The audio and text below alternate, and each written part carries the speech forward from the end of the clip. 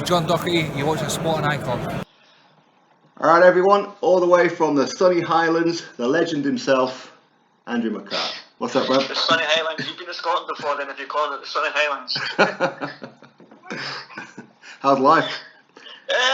Well, as good as can be regarding the current situation that everyone's going through at the moment. So, yeah, as good as can be, I suppose. Just in the house, trying to think of things to do, like yourself. Mm-hmm. Trying to get people for phone interviews and Skype interviews and whatnot. So, it's a hard time for everyone.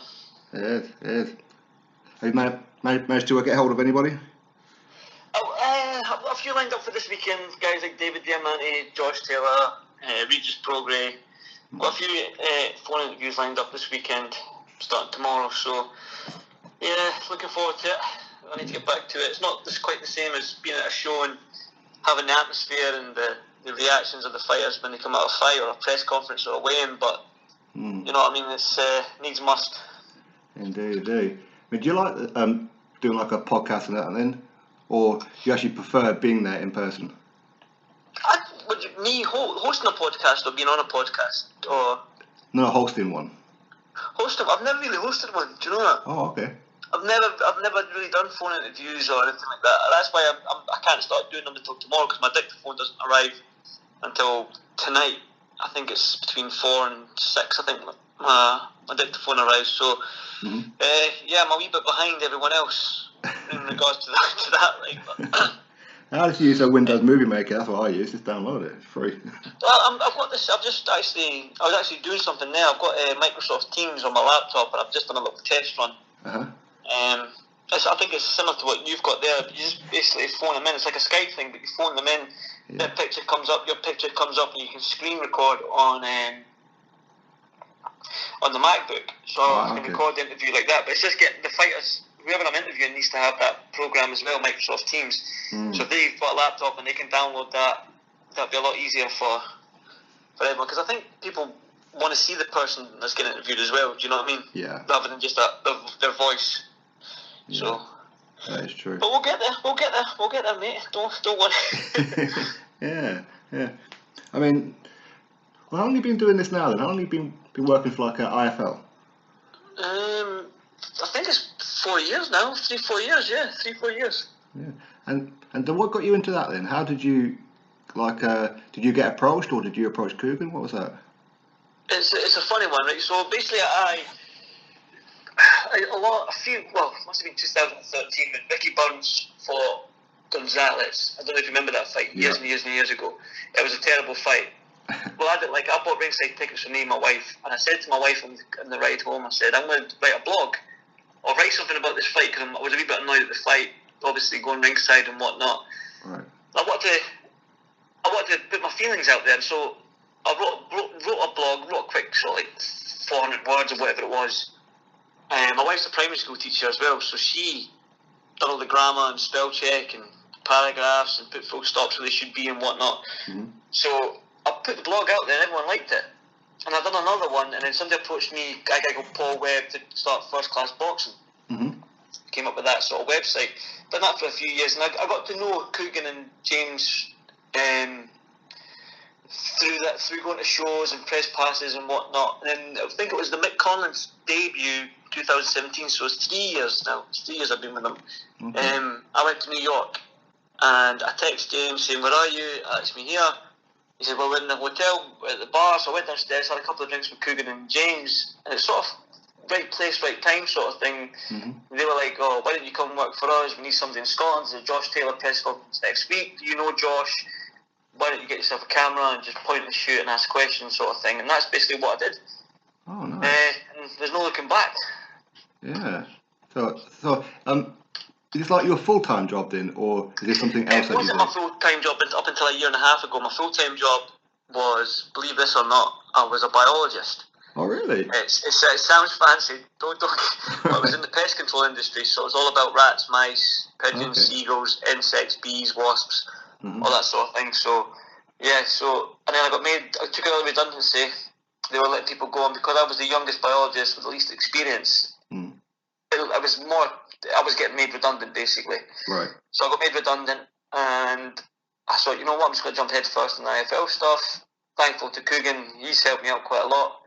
Everyone at IFL and MTK and whatnot. And I've just jumped in it head first, maybe about a year and a half, 2 years ago. It's been my full-time job, yeah, so. Yeah, and been good. how many countries have you covered now then? How many? How many countries have you covered? How many countries? Yeah. Oh, geez. If you include all the countries in the UK and Ireland, so that's Scotland, England, Wales, Northern Ireland, Ireland, then Dubai, America, I think that's it. But a lot of cities. And Monte Carlo as well. You went there, didn't you? Monte Carlo, Monaco, yeah, well done. Yeah, I forgot about that. Yeah. Monte Carlo, yeah, I was in Monte Carlo last year as well, yeah. Oh. So yeah, it's good. It's a dream job, and I'm very, very lucky. Yeah. So have you always been into boxing then, like growing up? Always. My dad used to box. He was in the army here. He was in army boxing. He's still got his trophies and stuff. Yeah. And I boxed for a little while as Okay. well. I trained at the same gym as Josh Taylor, Lewis Benson, Tommy Philbin, Stephen Tiffany, John Thane, all them guys. But I was more into sort of like going out clubbing and stuff like that. I was at a few other gyms before I went to Lock End with them guys, because I went to Lock End when I was 31, Okay. a lot older than all them. So I used to go to different gyms around Edinburgh, like Leaflet, Gilmerton, all these sort of like gyms that you don't really hear of. Mm-hmm. In the mainstream, they're not very massive gyms, but they have produced some very good fighters back in the day. So I went to them. But like I said, I enjoyed the nightlife. Right. Yeah. So who is it that you look at now and think, you know what, this guy is going to be something special? I mean, did you know that when you first met like a Josh Taylor that he was going to go on and do something like this? Definitely Josh Taylor. Like you can ask anyone in the media. Like I don't know if you know Uni, who used to do Fight Hype, who's working for Seconds Out now. Uni, you know Foz? No. Elliot Foster? No, I don't. Scouse kid. Well, all these sort of media guys, years and years and years ago, when Josh won his gold medal at the Commonwealth Games in 2014, I was telling all the media guys that watch this kid, he's going to be a world champion. I'm not trying to blow my own trumpet here. It sounds like I am, but I don't mean to. But I was telling all them that Josh Taylor's going to be a world champion, And when he did become a world champion, it was nice to see that Uni and Foz and a couple of other media guys were like, Andrew, you said this to us years ago that Josh was going to do this, do that. You were proven right, sort of thing. So, like, I always knew Josh was going to do it. Just watching him in the gym, like, he's just a man possessed. And even when he's sparring and stuff like that, he's just a man possessed. He trains harder than anyone. He's just an animal, an absolute beast. He is. I think he's shown that in his 16 fights he's had as a professional. Do you know what I mean? Yeah. Do you think that he'll go on to become undisputed? He'll be undisputed. Yeah. Without doubt, he'll be undisputed. He'll move up to welterweight as well, which is where the big fights are. Pacquiao's, the Crawfords, and stuff like that. Do you know what I mean? There's a select group of people. You've got world level, right? You've got world champions, but then you've got elite level, and there's only maybe, I don't know, 20 fighters that are elite. Your Canelos, your Crawfords, your Lomachenkos. You could probably put Tyson Fury in there now. Canelo. You know what I mean? All these guys, they're elite level. Yeah. Do you know what I mean? There's world level and elite level. There's only a select few people that are elite. And I really do think that Josh is going to be up there with the elite level. Yeah. And again, that's probably me putting my tartan hat on and being biased, but I don't give a fuck. Do you know what I mean? Yeah. I really do believe he can be elite level, Josh, if he's not already. Yeah. I mean, this is one of the things that I liked about you, because when we spoke in Newcastle, I said that one of the things that I like about you is the fact that you can be biased. You won't just sit on the fence. Yeah. Well, that's the thing. I think people know that I'm biased towards, like, even fighters that I like and stuff. I don't want it. I don't mean to be. Like, if you see me ringside, I'm watching, I don't know, a McCART fight or a Josh Taylor fight. I'm jumping up and down cheering for them. Right. Do you know what I mean? I don't sit in press row. Sometimes I've got to remove myself from the press area and sit down somewhere else, or just stay backstage a little bit. But yeah. I mean, I'm a huge boxing fan. Do you know what I mean? That's probably why I get animated like that. I just love the sport. I love everything about it, sort of thing. So when you see me animated, plus I don't think I am a journalist anyway, so I don't know if you can put me in that bracket. No, I'm just a guy that holds a camera and answer some questions here and there. But yeah, I'm definitely biased towards Josh. 100% biased towards Josh. There's no denying that. But I get a lot of stick for that anyway. So it's swings and roundabouts for me. And that's good though. I mean, and because I think that resonates with the fans as well, and it gets fans talking as well. Yeah, I think so. Because even though it's stick, it's good stick. Like everyone will say, "Oh, Andrew, who's your favourite boxer?" And they go, "Oh, let me guess, it's Josh." Or Andrew, who's this? Like anything to do with boxing, it always relates back to like me being a fanboy and stuff like that. So it's good. The boxing fans know that I'm good friends with Josh anyway. So it's not just that. It can be anyone. Do you know what I mean? I really, really have a lot of time for the fighters that give me their time. So like Mick Collins gave me a lot of his time. I've known Mick for a wee while now as well. So I'm a huge Mick Collins fan as well. I don't mind saying it, even though like you would think like a journalist, or if you want to put me in that bracket, can't really say these things. But like I say, I don't really consider myself a journalist anyway. So just an idiot with a camera, as Coogan said. But see, I get similar stick because I am very biased when it comes to all Brits, and they said that you know what, you shouldn't be biased. Like, why? You know what I mean? Yeah. I can't help it. But it's human nature. You can't really be that robot. That you know what I mean? Everyone's got feelings. Like, do you know what I mean? Yeah. That's what I'm saying. Like with boxing judges, it's the human error in that. Do you know what I mean? There you like go. A judge will go in a fight. I don't know if he cares if he's American or Russian or whatever.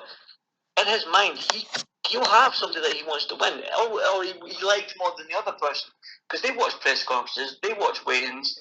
Do you know what I mean?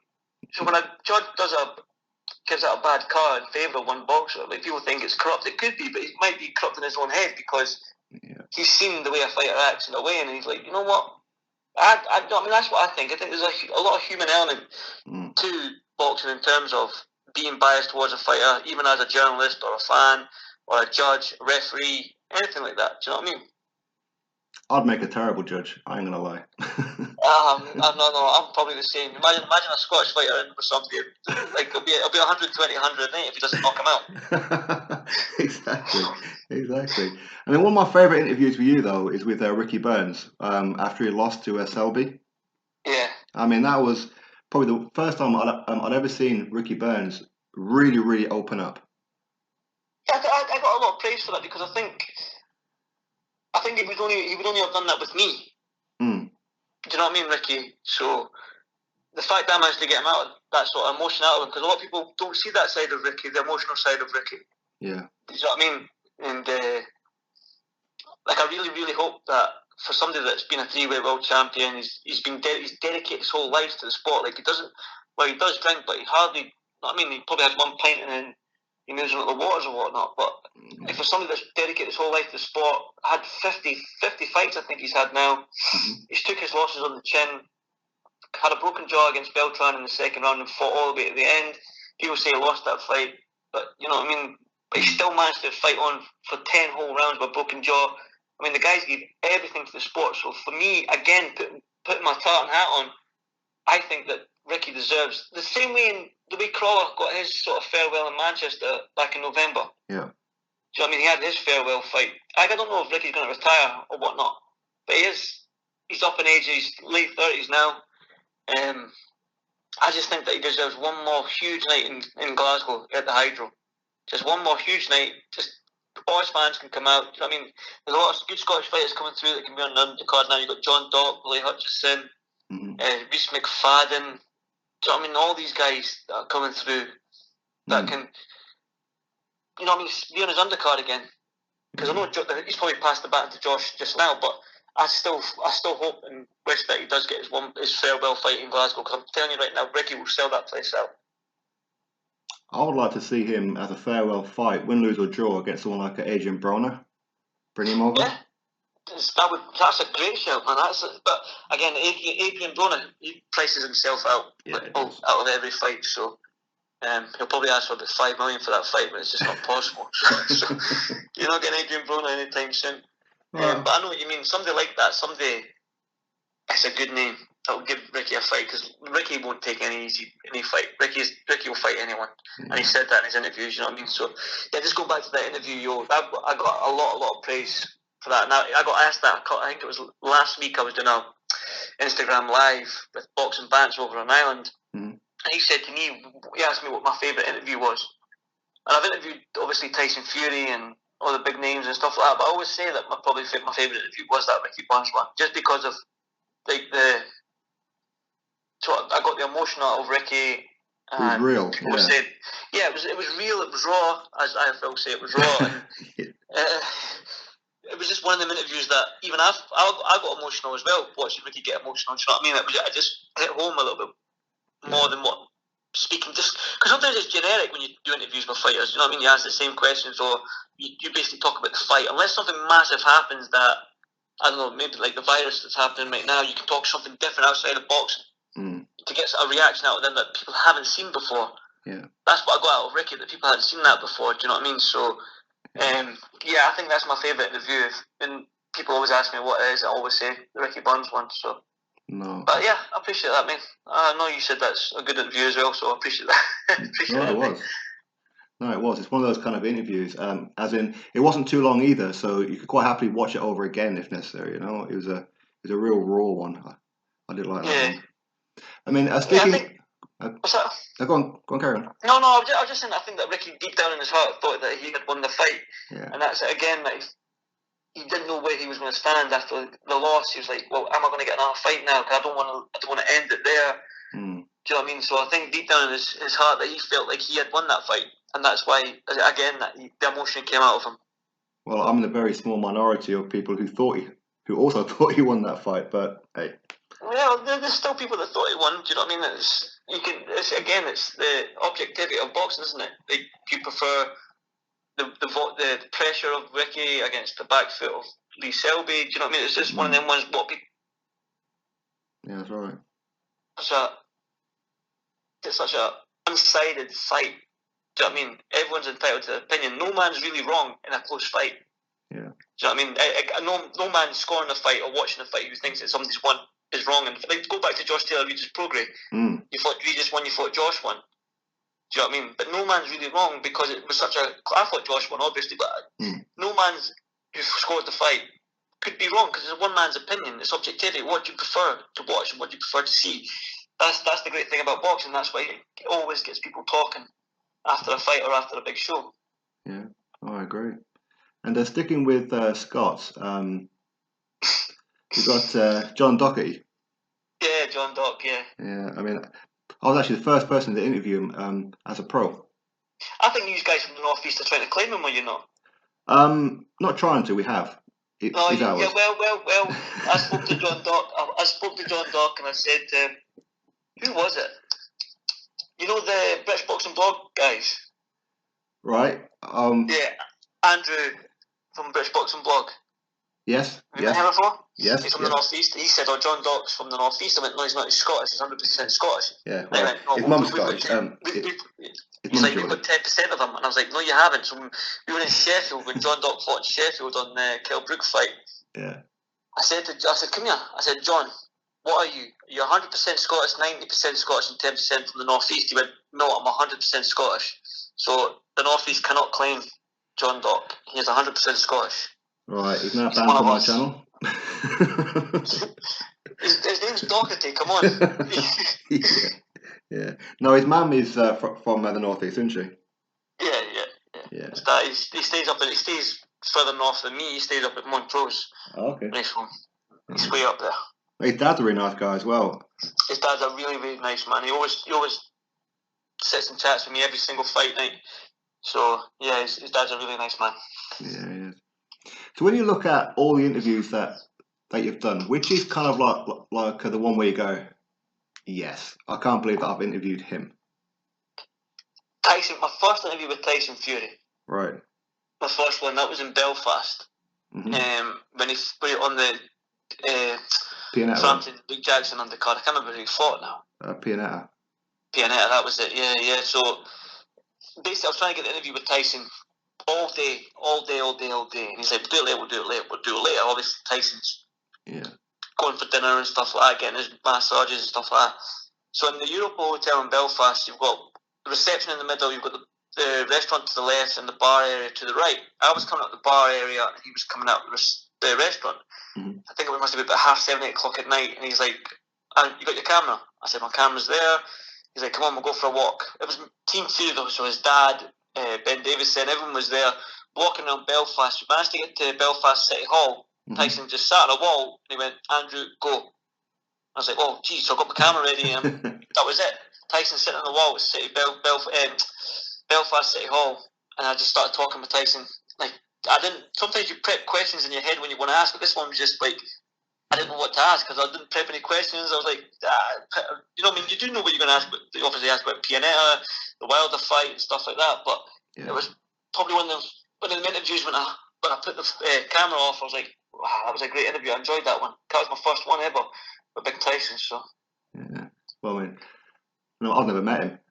Have you not? No, oh, never. He's brilliant. He's brilliant. He's a good guy. Apparently, he's like a really massive and wide, isn't he? Yeah. Yeah. I don't know what else I could say to that. Yeah, he's a very, very big man. He's probably one of the biggest men I've ever met in my life. Seriously, he's a big unit. Yeah. And what about Joshua? You've interviewed him, haven't you? Joshua, no, I've never interviewed Joshua. Oh, you not? No, it's probably the only one. I've interviewed Wilder. I've interviewed Fury. Yeah. White. Chisora. He's my favourite, Dillian White. Yeah, Dylan White's good because he gives you some crazy quotes and he's always got a little anecdote and stuff like that you can use. You know what I mean? So yeah, that's right. That's right. So do you edit like your own videos in, or do you have to pass them on to Coogan and he puts in the titles? I edit them. No, I edit them. Okay. So nice. We all sort of do it in IFL. Me and my Oscar and all that. We all edit and create our own videos once we're done. Oh, that's fantastic. It's good that you're trusted that way, though. Yeah. You know, imagine I was all emailing Coogan like videos and that for him to edit when he'll never be away from his laptop. So. Right. Yeah. Of course. So, is there anybody? Although you may not answer this one, but is there anybody where you've interviewed someone and think, "What a cock! I'm never interviewing you again."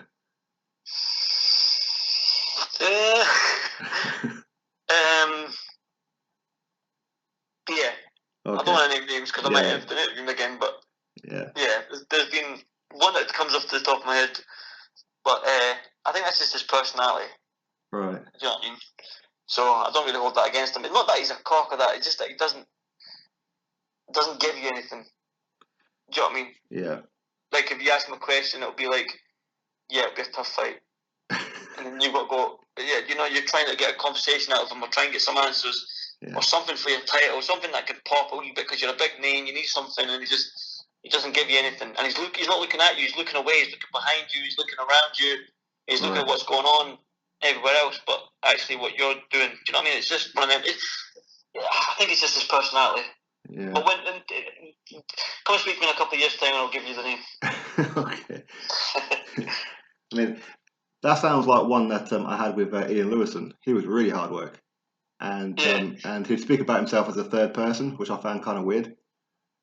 Yeah, I think, but then again, we've got to look at like the fighters as well. Like, whether you catch them at a press conference and win or whatever, it's fight week for them. Do you know what I mean? Their mind isn't on really talking to you. Do you know what I mean? Especially if it's a big fight, their mind's on like making weight for the Friday to weigh in. Then after that, them whole mind's on fight night. The next day, they've got to relax, they've got to get refueled and stuff like that. So fight week's tough for fighters because all the media and all that want to get their piece of the pie. But fighters, obviously, their mindset's starting to change a little bit. They're out of camp. It's the final week. I know that when they get to that sort of stage in their career, they have to go. They know what to do. They have to do this sort of thing, the media side of things. But it must be like I'm not speaking from experience, obviously, but it must be tough for them when they've got all these cameras and people want to talk to them, and it's always the same question as well. Some news outlets, it's always the same questions, the same generic questions, and then they've got to give the same generic answer over and over and over and over again. So I can understand why fighters can get pissed off or don't want to talk to you in that respect. So do you have like competitions between you guys as to who's going to get them like the most views this week or whatever? Sometimes I think me and Uma had one when I was in New York in September and he was in Vegas. It was who can get the most unique video and who can create the most videos. I think he won them both. I was in New York for Devin Haney. He was in Vegas for Fury, so I think he won that before it even started. Right. Okay. Okay. because one of the other reasons that I like you, because I think I mentioned it to you before, that you interview everyone. As in, if they said debut, 2 fights in, 20 fights in, world champion, it doesn't matter. You're going to give them time on the IFL platform. Well, I appreciate that. I give everyone a time, because you don't know, these people could be superstars in a 10 fight, and then they'll remember that you were there in their debut. Do you know what I mean? You've always got to give. You don't know who's going to be the next superstar. Yeah. Do you know what I mean? And then if you show them love, they're going to show you love. You scratch their back, they're going to scratch your back. Do you know what I mean? It's just one of them things. You've just got to give everyone respect. Yeah. Do you know what I mean? And I think I enjoy interviewing the people making their debuts. I mean, because they're young kids and they're coming through. I remember one guy called Callum Bradley out when he's from Northern Ireland. I interviewed him, and he's like, I can't believe I'm being interviewed. He's like, I used to watch IFL TV when I was 10 years old, and he was like 18 making his debut. So when he was a kid, he used to watch all IFL TV, and he was amazed at the fact that he was actually being interviewed for IFL TV. Do you know what I mean? Right. So that was quite a cool wee moment. And he's like, I used to watch IFL TV when I was 10 years old, and that, you know what I mean? So yeah, that's cool. No, that's nice. Because I've seen quite a few channels, and I'm not going to mention them, but I'm going to use like a Newcastle as an example. It's like they'll interview, say, Lewis Ritson and Joe Laws, and that's it. I know, but you've got quite a good few fighters young ones coming out of the North East now, haven't you? Yeah, we have, yeah. You're doing quite well. That's it. I mean, I was just pleased that you went and you give like a Steve Robinson some time, you give April Hunter time, and Lawrence Osueki, and all like these kind of guys. I'm like, that's what it is, you know. Yeah, you're not going to get like a massive viewing figures on that. No. But I think everyone does that at IFL TV though. I think Coogan and Umar and Oscar and Raza, they all sort of do that as well. Like everyone gets to we interview everyone. Yeah. You know what I mean? We'll interview rappers, politicians, celebrities, we'll interview everyone, so it's all good. Yeah, and the Coogan with his ringside girls, he likes interviewing them ones. Oh man, if they knew my name, if these ringside ring card girls knew my name and knew who I was, I'd interview them every time I was at a show as well. But I'm not even lying, man. I'd actually interview them twice at a show. Yeah. Is your wife into boxing as well then? Does your wife watch your interviews? Yeah, okay. she does. More the clips I put on Instagram, stuff like that. Right, okay. Yeah, it's just the wee stupid things I put up on Instagram, not like the whole interview of that. So, because I've seen you at probably 3 shows, I think I have, and I don't think I've ever seen you sit still for a minute. It's like, you're there, you're over there, you're backstage, you're here, there, and everywhere. I'm like, oh my God, man, sit down. Enjoy the show. The thing, when a fighter comes out of the ring, like we go back and interview them. I like that sort of thing, like the dressing room after a fight interview, because it's really like the adrenaline's still pumping, and you know what I mean. It's like they're still sweating, that like they've got a cut in their eye or whatever. It's really out. You know what I mean? I just love it. I love that sort of. That's part of my job. Yeah. Just the backstage interview after the fight, because you get the adrenaline still pumping through the fighter, and they're just talking. They're hyped up. Even if they get losses, like going back to Ricky Barnes one, even if they come out of the ring and they get the loss, you get the raw emotion of that side of things as well. Do you know what I mean? So, but like I say, I'm always up. I'll only come back ringside to get a couple of sweets off a couple of the guys that are at press row, get a couple of wine gums and whatnot, Haribo's, and then go back with a wee bite of a Mars bar and fire back stage and do my interviews. So, yeah. Because I like guys who like to talk. Like with Eddie Hearn, for example, I know I can just put a camera on him, ask him one question, and I get 10 minutes worth. That's the thing with Eddie Hearn. You could have like three or four questions in your head that you really want to ask Eddie Hearn. Yeah. You start off with your first question, ask him. Then Eddie will answer all 4 of your questions, even though you've not asked the other 3. Yeah. Do you know what I mean? He just talks. And the thing with Eddie as well, because he talks so much, that he'll say something that you'll go, oh, I'll ask about that. And it's more like a conversation rather than a Q&A. There you go. Yeah. Do you know what I mean? That's the best thing about Eddie, is that he does give, and even he gives every single outlet. You've seen him at press conferences? He'll give every single outlet. Like people do think he's a prick and all this sort of stuff, and that's fair enough. But if you watch him at a press conference, he'll give every single news outlet the same enthusiasm, the same amount of time as he does with Sky Sports, IFL, Boxing Social. Do you know what I mean? And all the way down to you guys. No, I'm not saying that you're small guys, sporting icons and stuff like that. I do apologise, but you know what I mean? He gives every single person on every single outlet the exact same amount of time and effort and enthusiasm, which is good to see. Yeah, well, he gets that from his dad. His dad used to be like that back in the day. Yeah. Your daddy used to be like that.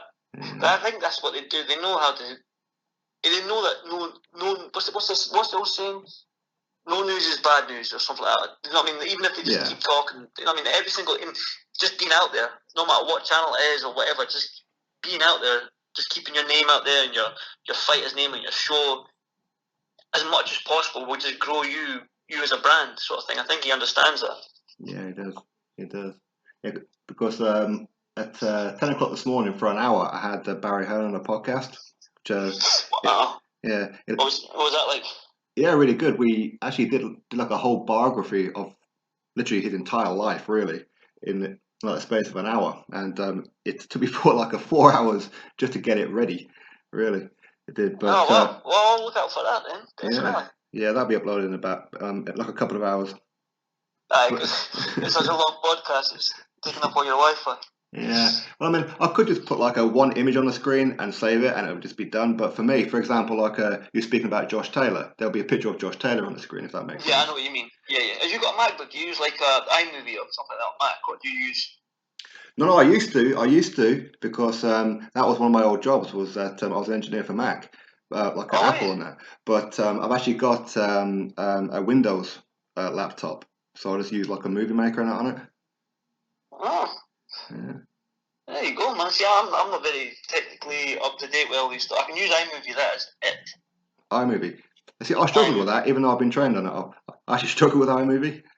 See, iMovie's easy for me now, because if you were to take my MacBook away from me and give me something else, like a Windows or whatever, not a chance. I wouldn't know what to do. I need to get help. I know what you mean. I do know what you mean. I think that with the Windows and the Mac, it's just two totally different worlds, isn't it? Yeah. It really is. It really is. Well, I've always been sort of like an Apple guy, so. Yeah. So no better for me. Oh, still there? Yeah, I'm still here. Sorry. So what kind of fights are you looking forward to this year, if we can get the fights back on? This year, obviously the Canelo and Billy Joe Saunders. Yeah. That would look like it was getting made, and Billy Joe was out in Vegas ready for it.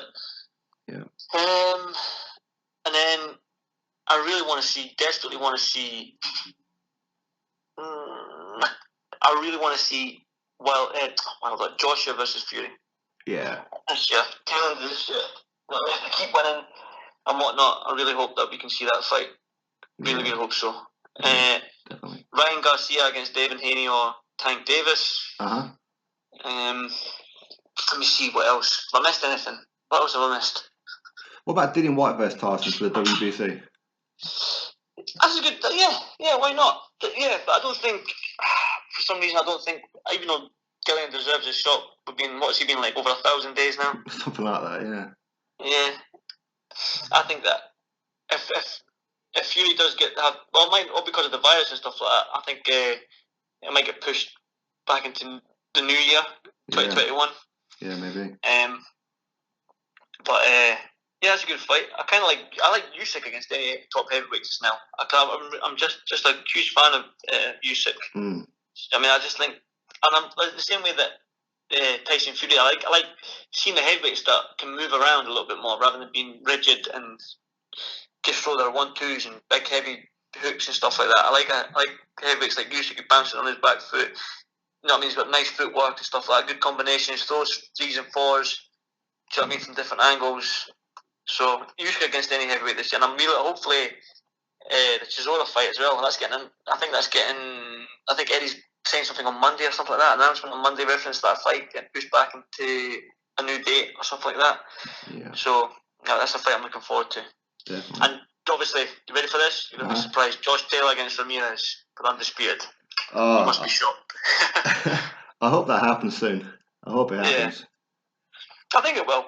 They're both at top rank. Do you know what I mean? And it makes sense. It makes sense for them to fight each other for all the belts. Well, I mean, Josh has got the Ring Magazine, WBA and IBF. Do you know what I mean? 3 belts there, and Ramirez has got WBC and WBO.